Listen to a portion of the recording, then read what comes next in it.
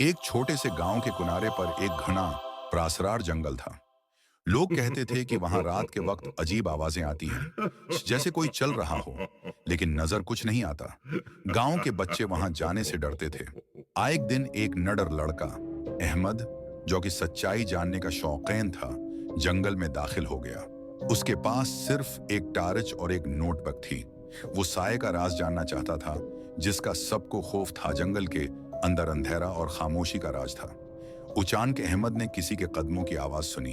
वो पलट कर देखता रहा, लेकिन वहां कोई न था।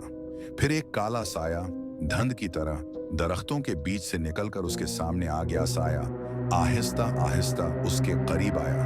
अहमद का दिल तेज धड़कने लगा, मगर जैसे ही उसने कुरान की आयत पढ़ी, साया रुक गया और फिर हवा में तहलील हो गया। अहमद समझ गया कि यह कोई जिन या बदरूह थी, जो कमजोर ईमान वालों को डराती थे। अहमद जंगल से वापस आया और सबको सच बताया। यह साया सिर्फ उन लोगों को तंग करता है जो डर और शक में मुब्तला होते हैं। इस वाकये के बाद लोग अल्लाह पर ईमान मजबूत करने लगे और जंगल को बलावजा खौफ की अलामत मानना छोड़ दिया। एक छोटे से गांव के किनारे पर एक घना प्रासरार जंगल था। लोग कहते थे कि वहां रात के वक्त अजीब आवाजें आती हैं, जैसे कोई चल रहा हो, लेकिन नजर कुछ नहीं आता। गांव के बच्चे वहां जाने से डरते थे।